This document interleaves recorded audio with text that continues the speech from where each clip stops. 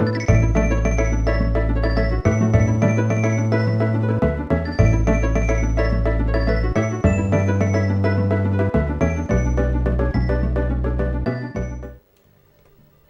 we are back once again with more Beyond Oasis.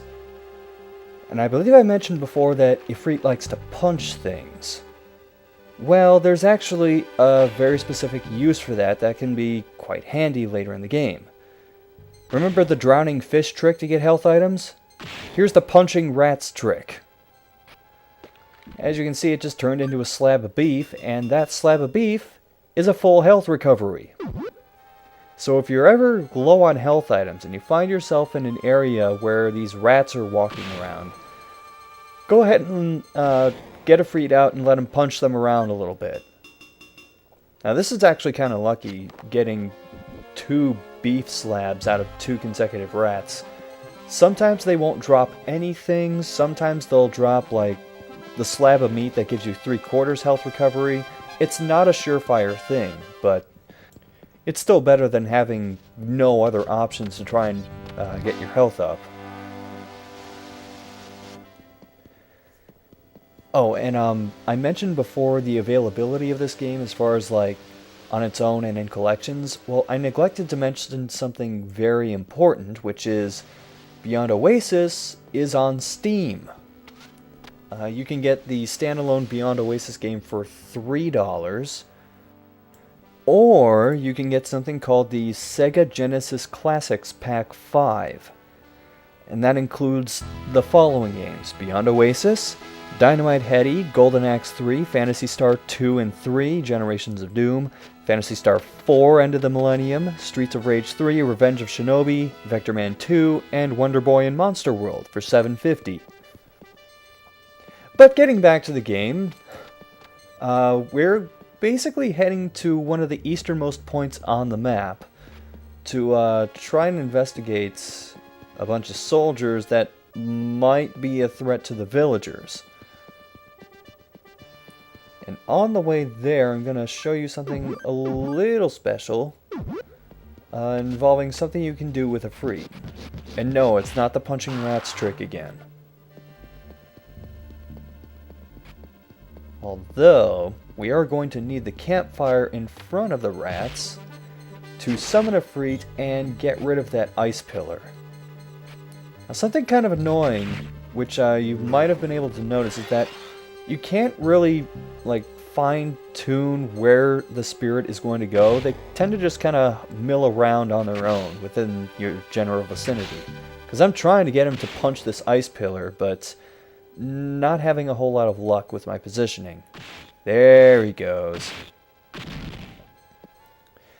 Now I'm supposed to actually head to the right immediately, but I'm actually going to head up here, go through this little valley, and there's a wall that looks like it's kind of crumbling. Well, if we attack this wall enough, it'll come down, and that will lead us to here. Now this is a racetrack. Specifically, a racetrack for Efreet. And we're just going to have him dash into the track, and the race begins. This is a little bonus thing that you can do to try and get some extra items. Depending on how fast you can get around the track in 5 laps, you will get one of, I believe, 4 items. One of them is just like a cheese wheel that gets you 1/4 of your health. One of them is the fire gem. One of them is a lantern, which is an item that you can drop and then hit it with your gauntlet, and it'll summon whatever spirit it's associated with. In this case, the lantern is for free.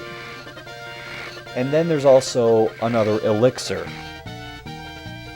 Now you gotta be really precise in order to get around this in a decently fast time. Something that happens a lot for me is when I'm trying to double tap A to trigger the dash, I'll accidentally just hit it once, and he'll waste like 5 to 6 seconds standing still spitting fire in front of him.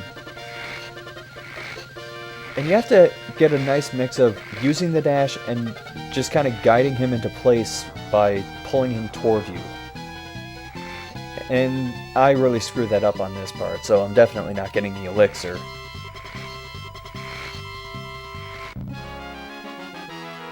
However, I did manage to come away from this with at least the lantern.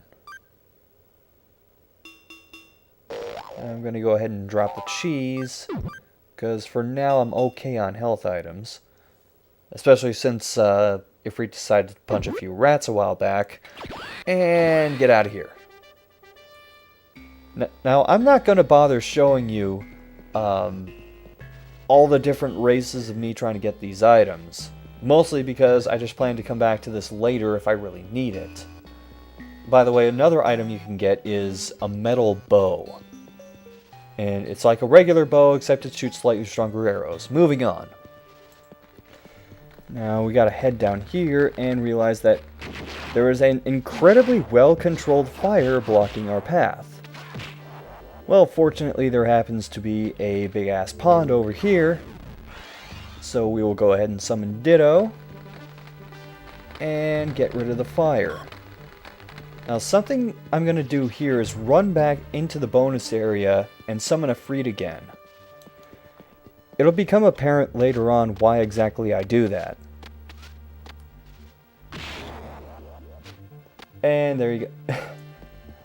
By the way, I don't know if you noticed, but I suddenly appeared about 20 feet in the air of where I was supposed to. Excellent.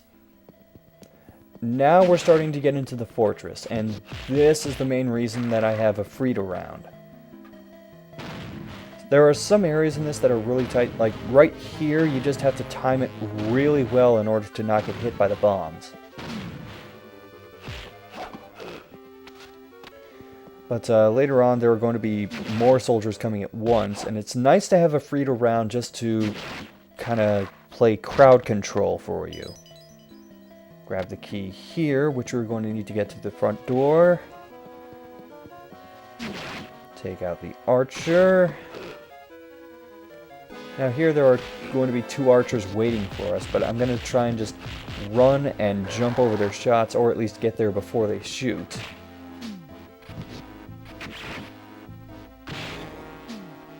Now the one danger of having Efreet around is that the enemies that he punches can catch on fire and fly back. That can hurt you. Now there are going to be a couple of turrets here. You can try and just run by, but I'm actually going to destroy both of the turrets because water gem. And now as you head into this room, one of those snakes over there will actually drop bombs. So if you want to, you can try and take these out and pick up some bombs. And now here, I'm actually going to make a point to take out every enemy in the room. For reasons you have probably figured out by now. And I'm also going to get rid of Efreet because I'm pretty low on spirit points. I'm going to use the bow to take out that switch, and that'll help open the door to get through to the next area. Something important to note is that I'm kind of stockpiling weapons right now, so eventually you're going to see me doing what I'm doing right now, which is either wasting weapons that have really low ammo counts, or just dropping them entirely. Because some of these weapons can play bigger roles in some of the more important fights I have later on. By the way, using a bow at close range, not a very good idea.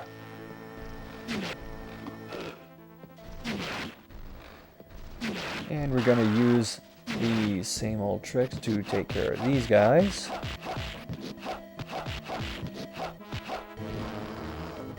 And that causes a chest to drop, and guess what's in the chest? Fire gem. And we're going to head and do a ducking walk. Not a duck walk, a ducking walk to get past here. And we're just going to methodically jump over these snakes and immediately run north because we don't want to get hit by these boulders. Now this is kind of a mini boss fight. There's going to be a guy in a big suit of armor who we have to take out, and it's kind of like the fight that we had in the village, where if you just kill the one big guy, all the other guys will instantly get KO'd as well. But just to make this a little easier, I'm going to take them out first. Now, the thing about this boss is it has a shield, but the shield can break, so if you're just persistent enough, the shield will disappear and you'll be completely at your mercy.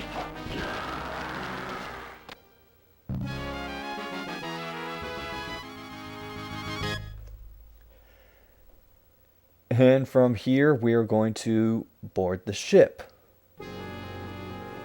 Now here, just hit the top switch, because there's a door later on that's locked by these switches. Just hit the top one and that'll flip it open for you. Also summoned Efreet again to try and get a little bit of crowd control. I'm actually trying to jump over this guy in the suit to get on the other side. Because when you have Efreet on one end and yourself on the other, it makes controlling the situation a lot easier. I'm kind of low on health, so I'm actually going to use the fish and then grab the cheese. Here's another place where Efreet comes in handy. Those guys will come down and attack you, except Efreet just punched one of them back into the other and cleared a space for me. He's kind of like an offensive lineman like that. And here is our first direct encounter with Silver Armlet.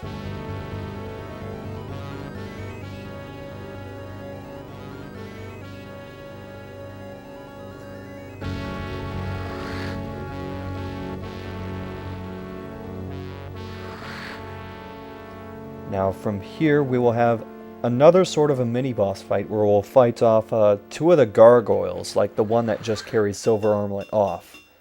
Having Efreet around makes this fight incredibly easy, because he will just punch whatever comes into his way. And in fact, I don't land a single hit in this fight.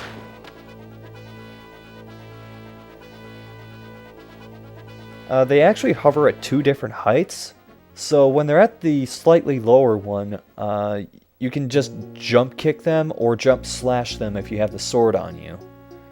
They don't take a lot of hits to go down, so it's not a particularly taxing fight. That and they choreograph when they dive really low to the ground, so then you can hit them with pretty much anything. There are a couple of chests around here. This one has apple, which replenishes half of your spirit points. I'm actually keeping Efreet out for now, because I'm out in the sunlight and I'm letting my spirit points regenerate a little bit before going in. And hit the left switch, hit the right switch, and bam, secret room. And in here we can get a metal bow. I have this one that has only one shot left, so I'll leave that behind. And we get another fire gem. And there's a slab of meat there, although my inventory is pretty full. I'll just clear out the cheese to make room for that, and get another water. Why did I stutter while saying water gem? And that guy up there is going to lob bombs, and as you're going to see, there's a massive recoil on them.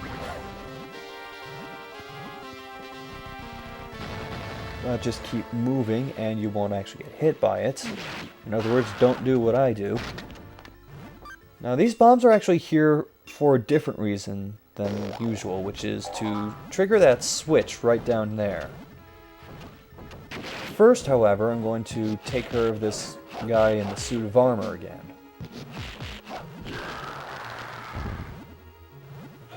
And I'm actually going to ignore the heart for now because I just want to trigger this switch. And doing so causes a chest drop, and inside the chest, more meat. Oh, crap. Hold on. There we go. I realize that I'm sacrificing a spirit point item for a hit point item, but I'm going to say that it's worth it for now.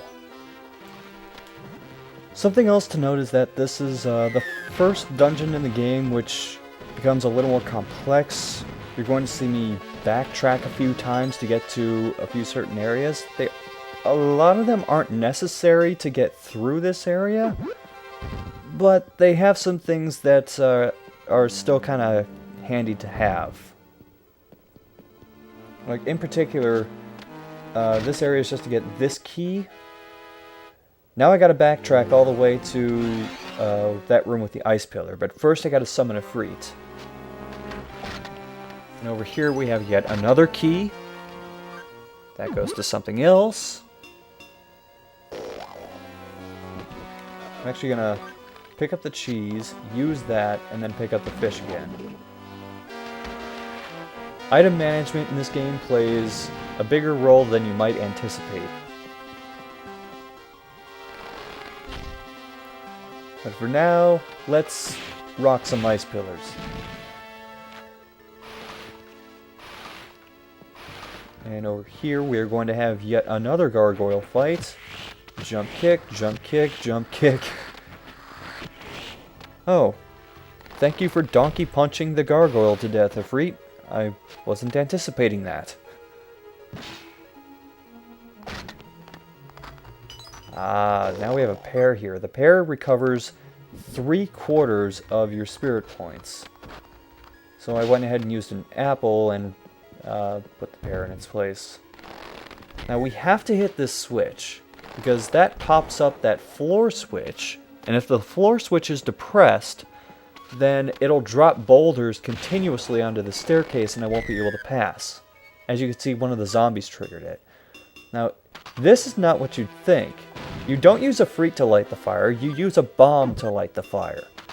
And when you do that, the chest drops, but all these rats drop too. So remember what I said about health items? This is a potential spot to get some. Although I'm already fully stocked, so I don't have much reason to go after these rats.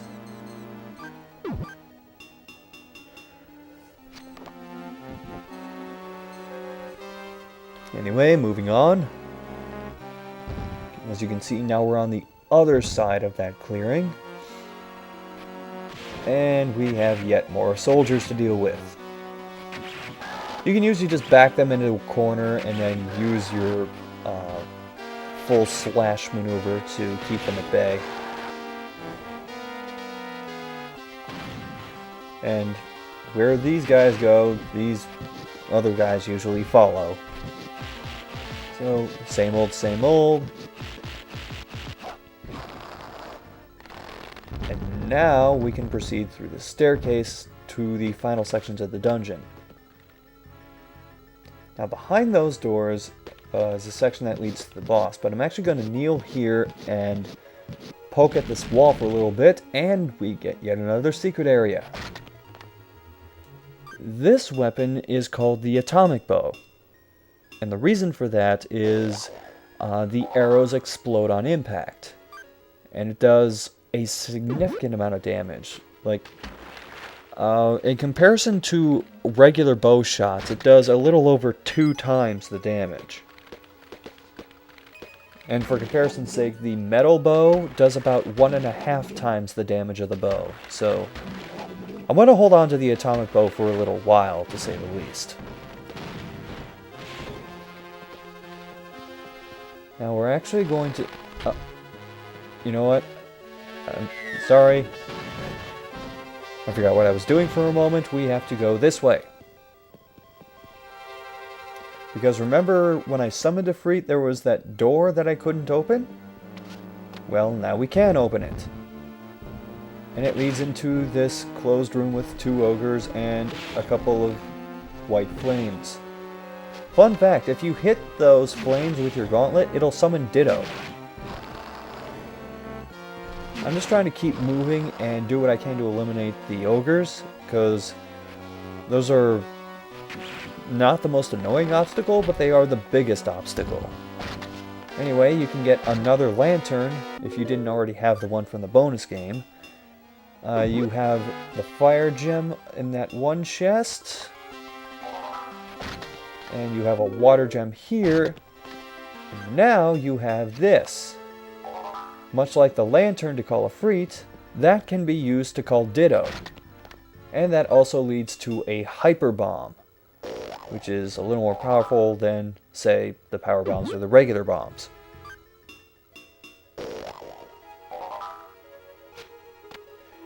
Okay, now that we are sufficiently stocked, both in food, items, weapons, and otherwise, now let's finally make our way to the final sections of this dungeon.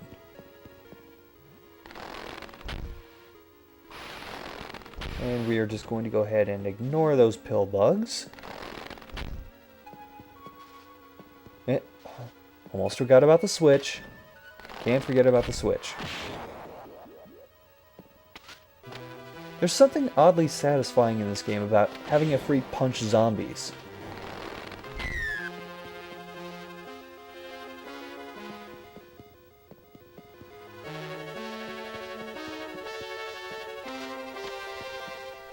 Now, there is something that I should note about this section in particular. This chest just has a regular bomb in it, but it's not there for what you think. The bomb is there so you can actually hit that switch from up on high, because hitting it causes a couple of chests to drop. Now, this section can be deceptively annoying. Remember what I said about how it's hard sometimes to get the spirits to aim where you want them to? Or go where you want them to, or otherwise control them? Well, here, I have to summon Efreet, move to the right, and get him to aim at that other torch, because that's the trigger for opening the door, is having both of the torches lit. And you have to do it with the fire spit. His other abilities won't light the torch. Or at least if they do, they're incredibly finicky, and I haven't been able to do it.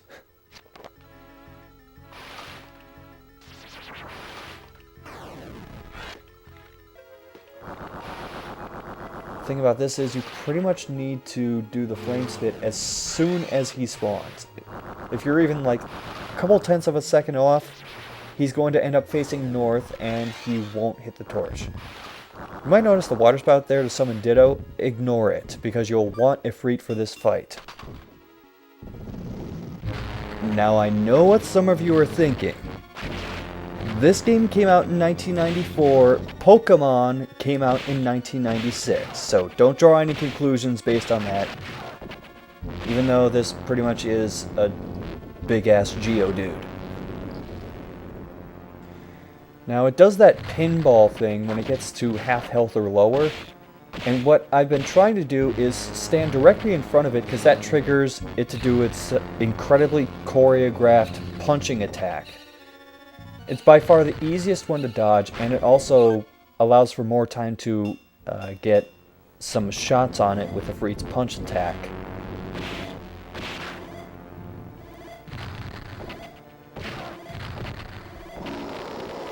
And that was fairly simple. I took a couple unnecessary hits, but otherwise happy with that. And now, we will open the chest and grab the Radiant Necklace. Kind of like how our armlet recharges spirit points in direct sunlight, now with the Radiant Necklace, we'll be able to recharge our health in direct sunlight. But next time on Beyond Oasis, we will figure out what else the king wants us to do, and ponder some more about what Silver Armlet is up to. Later.